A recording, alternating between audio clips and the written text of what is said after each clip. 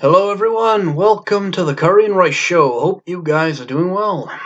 I'm your host, CW, here to bring you another edition of the show, which I hope you guys are still enjoying and you keep joining us for. Yep, this is going to be another solo show tonight without my esteemed partner, Tiam. But you know what? We'll get through this, and I hope you guys have fun as much as I do. Just to let you guys know before we start the show itself, um, we are actually planning at a later date to move to Spreaker and Spotify respectively. Reason we're doing this is because we want to have just more platforms so that people and yourselves can access our content, and yeah, we just feel that it's a step up, and even though we're enjoying what we're doing right now just on YouTube, we feel that it would just be a better and more better way to approach what we're doing right now. So expect that in the future. Um, we're not going to be doing it right now. We're probably going to wait until we've done at least 10 episodes or so, and then we'll probably end up starting to upload to Spreaker and Spotify respectively. We're also thinking of starting a Discord tag as well as a Twitter account at some point, which, yeah, I think that would be good because then you can interact with us, you can ask us questions, and yeah, because we want to interact with you guys actually. And now that I actually think about it, if you guys have any questions or anything that you want us to discuss, leave it in the comment section below, and we will make sure that we do. Likewise, we will try and answer as many questions to the best of our abilities, as best we can. Yeah, so no worries with that. Obviously, we got some stuff to talk about, including the Academy Awards. We got this whole business with Johnny Depp and Amber Heard, and I also want to give you my thoughts on the new Batman coming up with directed by Matt Reeves with Robert Pattinson in it, as well as something that I want to discuss with you guys. So let's start with the Academy Awards, shall we? Obviously, Joker took the world by storm. Now, Joker with Joaquin Phoenix in it is, in my view, destined to get the award for Best Actor, and Todd Phillips is also, in my view, very worthy of getting the Best Director for this year. And yeah, I don't think that you can really underestimate what they've done. I mean, Joker is a phenomenon in literally every sense of the word. Highest rated, R rated. Wow, that just sounded weird, I'm sorry.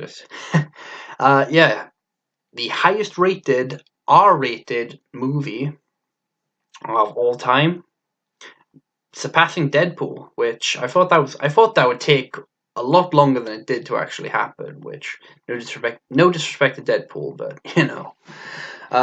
it generally surprising that, as well as yeah, Todd Phillips deserves every bit of credit that he gets for directing that movie and bringing it to life. I didn't really watch a lot of Todd Phillips's films, to be honest. The only really films that I was actually into of his were probably The Hangover, and I always thought when I actually started watching the trailer for the Joker, when I watched the first trailer and I learned that Todd Phillips was actually directing it, it actually did surprise me quite a lot because I'm thinking, how exactly is this comedy director? I mean, they're good comedy. I mean, Hangovers are fantastic comedies, but is this really the guy that you want to direct this movie? I mean, come on.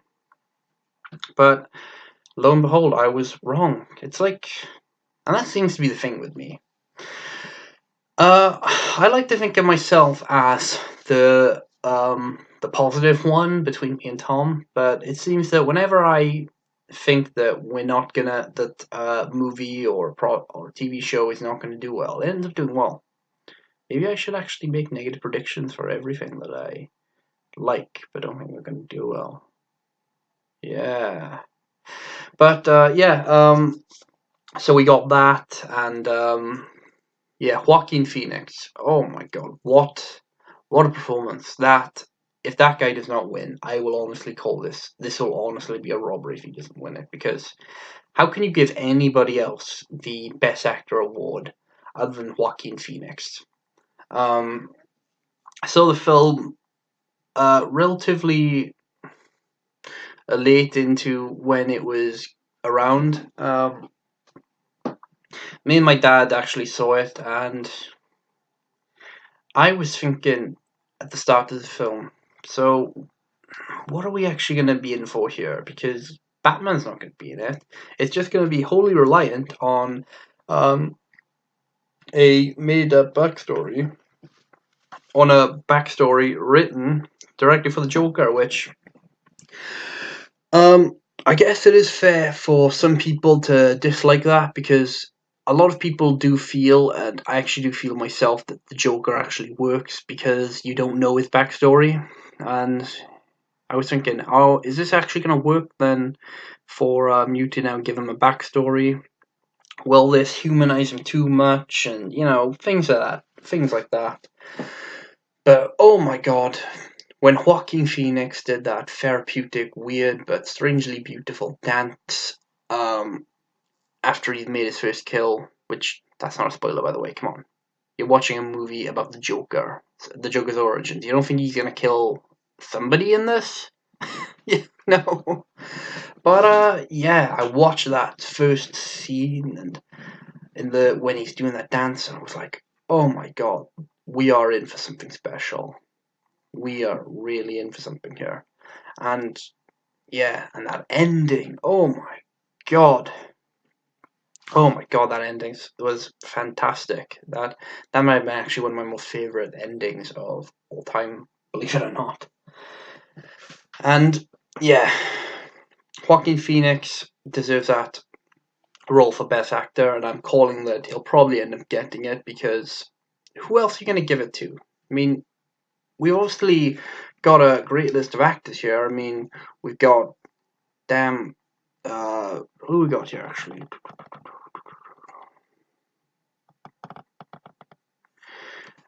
Yeah, Antonio Banderas, Leonardo DiCaprio, Adam Driver, Jonathan Pryce. These are all great actors, but I'm sorry, none of them are gonna compare to what Joaquin Phoenix created on that set, on that film. There's just no way you're gonna do it in a way that makes sense. That is gonna make sense. That Jonathan Pryce, no disrespect, whose movie the two popes, which I don't think anybody really watched, is really gonna be able to compare with what Joaquin Phoenix did. And so yeah, I would say that even though I'll probably be watching the Oscars, and I will be very surprised if those guys do not win their respective roles indeed. But you know what? The Oscars are infamous for not giving people their due, i.e. Saving Private Ryan 1998. How that film did not win best film, but that Harvey Weinstein fucking one did, is I will never understand that. I will never understand that. But fuck Harvey Weinstein. um yeah, other than that, we've also been there's a I've also been looking at some updates for the new Joker, Batman. Funny, the new Batman film with Rob Pattinson,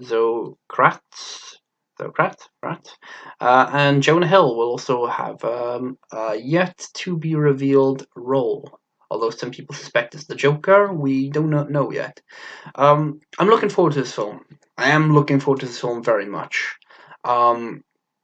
Since I'm not sure. Will this be set in the DCEU wider universe, or is this going to be its own thing? Because if it's its own thing, I quite prefer that, because I don't really see the need, quite honest, for DC to actually have to copy Marvel and make its own massive Marvel-esque type expanded universe, because it's the quality of the films that's gonna win against Marvel. Marvel's already done the whole giant team ensemble thing.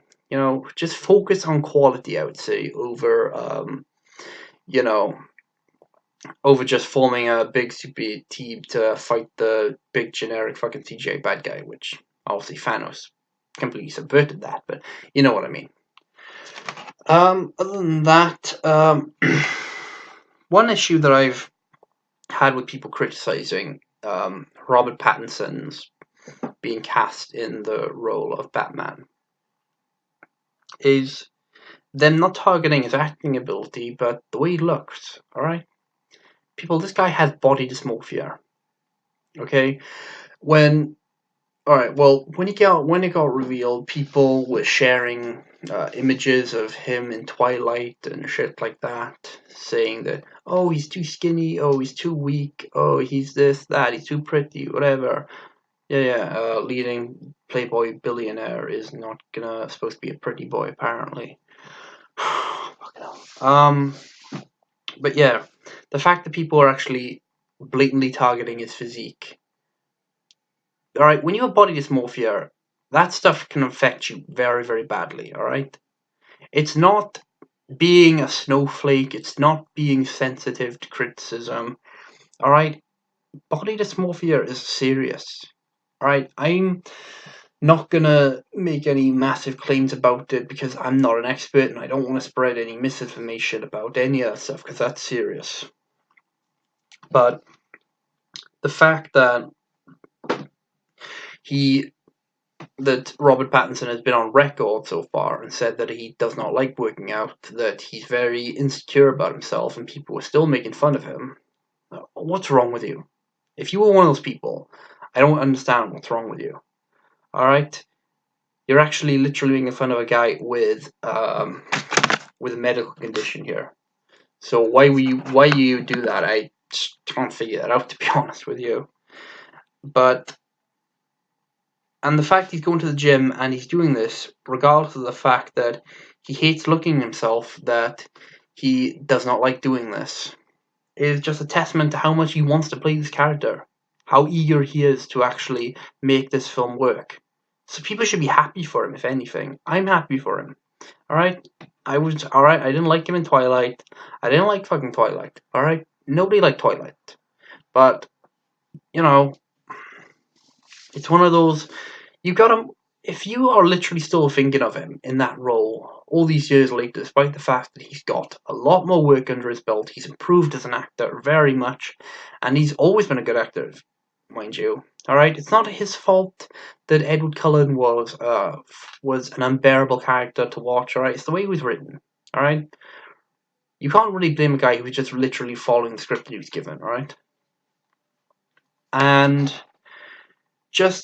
I think this comes down to, and let's be honest here, isn't it funny that you see these people on Twitter who make these comments, yet they never actually seem to have any, they never actually show themselves. I think that's very, very interesting, to be honest. They've always got a fake, animated picture, or they've got a picture of a cat or a landmark or their favorite character. They never actually show themselves, or when they do, it's 10 years out of date. And yeah, I just find that very, very peculiar. I wonder how they would actually compare when in regards to Robert Pattinson. Yeah, so just give this guy a chance, alright? You have a great director. You've had a director who's dedicated to this project. He's been trying to get it off the ground for God knows how long now. You've got an actor who's dedicated. You've got Zoe Kratz, who seems like she's already in character. I mean, did you see her at those fucking dresses? Wow, fuck me.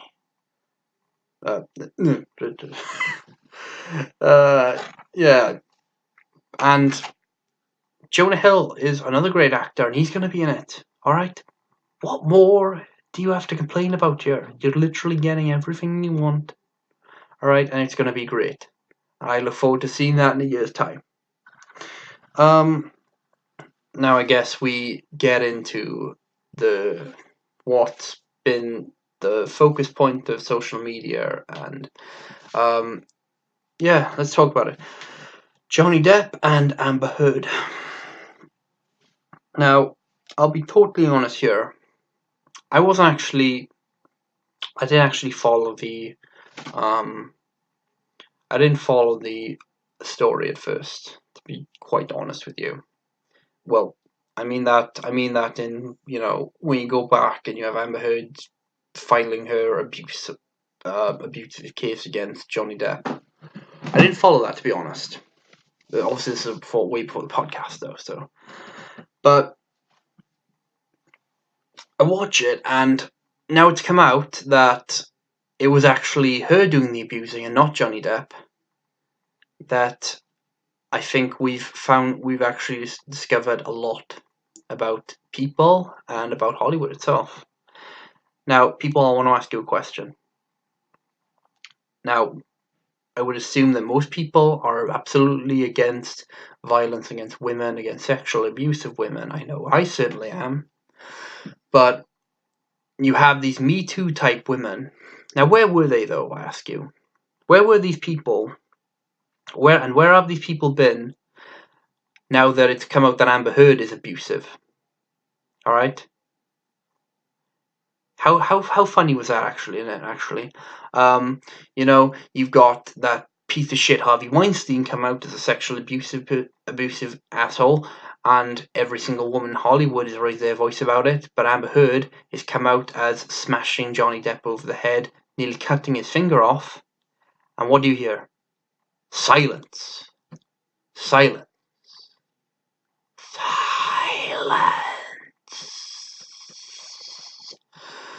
Yeah. Silence. Nothing. Nope. Nothing at all. You don't hear anything. These women who call themselves, who say they want equal rights for women, are absolutely fine to stay quiet when it's a guy getting abused. And this is why Hollywood politics is fucking bullshit. Alright? Hollywood is so full of fucking fake people who will latch on to whatever's popular, but will actually look into actual causes? No. And because Johnny Depp happens to be a man, they don't care. And it's absolute bullshit, alright? Let's rewind the roles here a bit. You saw that. What about all that backlash that was happening when it was Johnny Depp who was apparently the abuser? You had everyone condemning him. You had everybody making him a para in Hollywood. But now that that's actually untrue, now everyone's been silent about it. In fact, Amber Heard was recently at some event, apparently. Let's just look this up, shall we?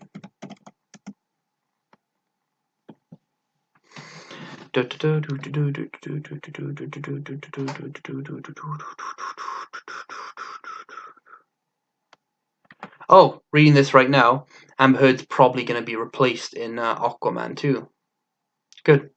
Fuck you, Amber Heard. You're a fucking piece of shit. As far as I'm concerned. And I don't think anybody's already going to debate me on that. Yeah, so she's recently at an event with her girlfriend.